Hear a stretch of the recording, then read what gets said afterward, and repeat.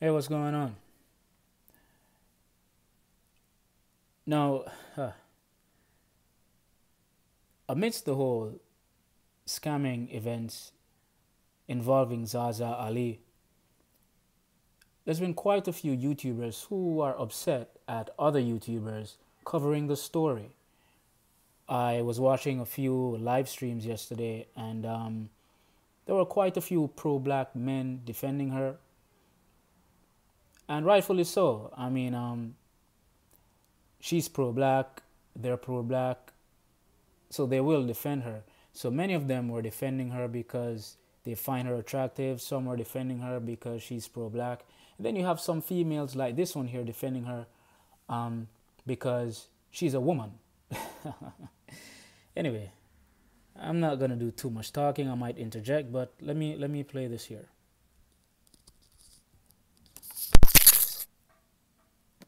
Doing this evening.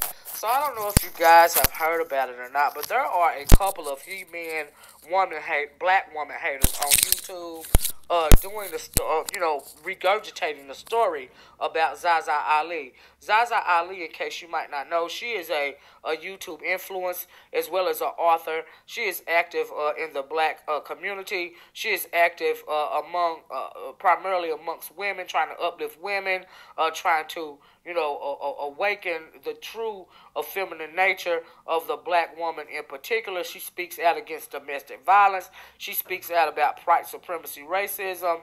And she also, she does like these retreats and these conventions. And this one particular convention, she had to cancel for whatever reason. And because she had to cancel this convention, and a couple of black women that didn't get their money back in time, they went and contacted a major news media company, and the news media, this CBS 46 did a story about this, and they made such a mockery of Zaza Ali as well as what she teaches, as well as what she believes in. They made a mockery out of the whole thing, and what was so disturbing to me was the black women that played a part in it. Out of one breath, she's saying a lot of things that Zaza Ali says speaks to her, and in another breath, you're making a mockery out of the whole thing. When all you had to do was wait a little while, and you would have got your money refunded. Then you have these he-man woman haters on YouTube, absolutely exaggerating this story. The reason why I'm doing this story is because of one YouTuber in particular by the name of Tommy Sotomayor. Boy, he jumped on this story. Now, why doesn't CBS News do a story about him and his destructive platform? You know what I mean? Then maybe I could stand up and pay attention. Anyway, let me play this news report for you guys. Like I said, I'm not psychic. I don't know what really happened. I don't know what her intentions really were, but I know that things happen. Sometimes you have to cancel events. Sometimes it takes a while to get in touch with everybody, and sometimes it takes a while to refund the money for these types of retreats and events. And my question is, why couldn't you have contacted her directly, and found out what was going on, as opposed to contacting this media outlet in order for them to make a mockery out of Zaza Ali and her whole platform. But you don't do this for other non-black people. Number one, and number two. As soon as you feel like you've been done wrong by another black person, you feel like you have to run to non-black people. Those same non-black people that don't appreciate the work that Zaza Ali does in the black community. Nor do these he-man woman haters appreciate how she speaks up and out against their effery. Okay, so just hold on a minute and let me play. Okay, maybe the victim tried to contact Zaza with no avail. Have you thought about that? And that's why she decided to go to the news media. That could have been it. But then, black women have been so used to going to non-black men to punish black men, to put us on blast, to speak lies and all sorts of stuff. They would go on Oprah, Phil Donahue, the Ricky Lake. You remember that? So it has been ingrained in them to do stuff like that. So don't be mad that they're now doing it to y'all. Because What I'm getting from you is that you're upset that she broke the code. She broke the female code. That's what I'm getting. I might be wrong, but that's what I'm getting. How dare you as a black woman, snitch on another black female? How dare you go against another black female? We shouldn't be going against each other. We should be going against the men. That's what I'm getting from this. I could be wrong. But let's continue. This news story for you guys, and you be the judge, okay? Now, let me play this for you guys, and you be the judge, okay? But I will discuss that case just a little bit. I will discuss Zaza's case just a little bit because there's something that I would like to know. Now, Zaza, a.k.a. Ginger Daniels, was convicted on a felony Fed charge.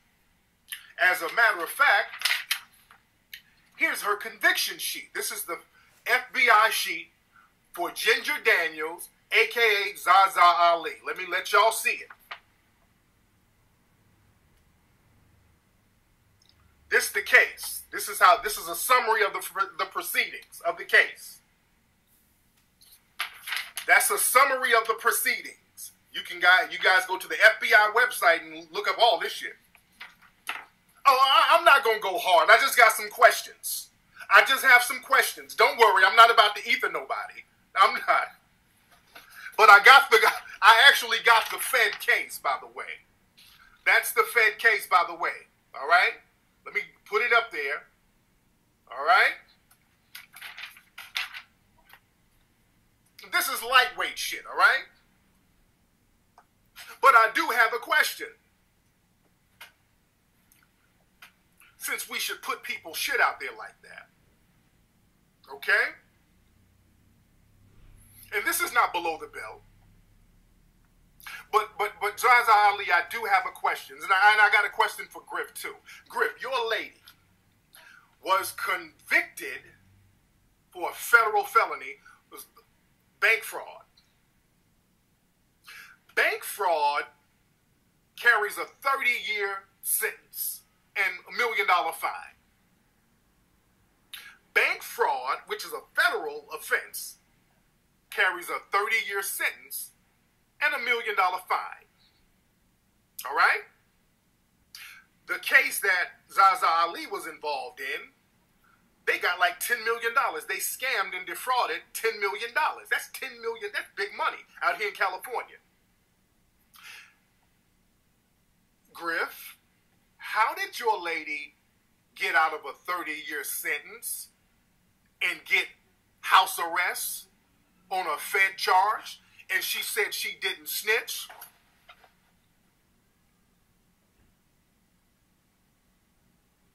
Zaza said she didn't inform on nobody. How do you, this is the thing right here, I got it. She got house arrest, she got time served, she had like 5 counts. She has to pay the $1 million though. So she has to pay like $900,000 and $10, $850, $900. So she has to pay almost $1 million in restitution. But how did she not get jail time? Hold on, let me sip me some of this shit on.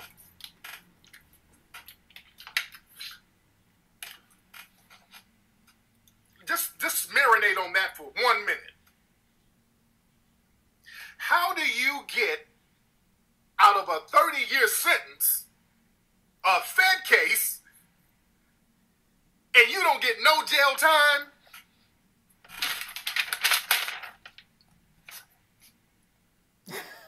How you do that? That's a legitimate question. I know she jumps all around that shit, but she ain't never really answered that. She's like, oh yeah, I talked about my case before. Somebody told me, I don't know how true this is. Somebody said that when she talked about her case, I want to hear where she said this. They said, because I heard her say she didn't have no lawyer. She's like, yeah, I didn't have no lawyer. You know, I didn't have a lot of money for a lawyer. The white man was trying to get me and all that shit. And when they asked her, how do you get out that sentence? From what I understand, she said that she called on the ancestors and the ancestors made the judge give her house arrest. So is that your final answer, Zaza?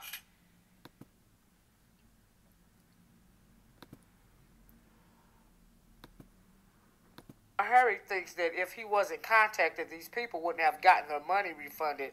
Zaza Ali says the refunds were already being processed. Do you see what I'm saying? Meanwhile, they're making a total mockery out of her platform and everything that she represents, and they're all doing it at the behest of other black women. And they're saying several black women. From what I heard on the report, there was only 6 disgruntled black women. One, why didn't they do a CBS report on him in this Fatherless America movie that never came out? Okay? What about that? You know, so you shouldn't be so quick to attempt to beat down a black woman, and you don't have any proof that she was trying to scam anybody while the whole time the refunds are being processed. That is so outrageous to me. Like I said, I don't know what exactly happened, but at the end of the day, everybody got their money back, and then you got this white savior. No, you don't know what happened. You weren't there. None of us were. But the report says that the hotel canceled 1 month prior to the retreat. 1 month prior. Is it? I think it's 1 month prior to the retreat. I might be wrong, but it says 1 month prior. But the victim says that she didn't get a response until 1 day before the retreat. It doesn't take that long to refund money. Like, come on. We have to question everything. And if Tariq Nasheed did his research, don't you think a big news network like CBS would have done their research? Maybe that's why they made a mockery of her. Why don't you do a video attacking CBS then? They're the ones who put the story out. Reporter trying to make it seem like if it wasn't for him, nobody would have got their money back. You know, which I don't believe for. Well, maybe she refunded the money because she was pressured into doing so. A lot of people who stole stuff, they returned it because they came under pressure, meaning they didn't get away with what they were doing, so they returned what they stole. Come on. For an instant. Anyway, I just think that it's sad of the way that this woman, you know, because she didn't get her money back in a timely manner, why she would resort to something like this. Times are hard and people want their money. When we all know we have negative stereotypes surrounding the black community, moreover the black woman, and then you get a positive black woman trying to do something to uplift you and wake you up, you're agreeing that some of the things your YouTube page, listen to a couple of videos, you know, that are even more popular than Zaza Ali, even more popular than Zaza scammers, you know. That are even more popular than Zaza Ali, like Umar Johnson, or Dr. Boyce Watkins, or Tariq Nasheed, or... People have called out those guys. I did videos about Boyce Watkins, many videos warning people, and many other people have done videos. There's a guy called CDF Fury he's calling a bunch of people out. Young Pharaoh did videos, countless of videos. He's doing videos right now about Brother Polite scamming people. So please stop it. Stop acting as if people are ignoring these other guys. People have been doing videos about Tommy Sotomayor for how long now? Calling him out? Like, come on, stop it. You're just upset because a black woman was called out for her bullshit. Or Tommy Sotomayor, or there are countless numbers, okay, that we see on YouTube, Sotomayor in particular. Let's see if they'll make a mockery out of him. Whatever happened, she had to cancel the retreat, but you got your money back. But you attempted to damage her platform, you know, and everything that she stands for. Not only does she, you know, do these speaking conventions, she's an author. So you want to totally discount and discredit all of her work because she had to cancel one retreat? Really? So because she's an author and she does speaking engagement, that means she's infallible and she shouldn't be called out? Stop it. Bill Cosby has done way much more for the black community. And look at what happened to him. Stop it. I'm out.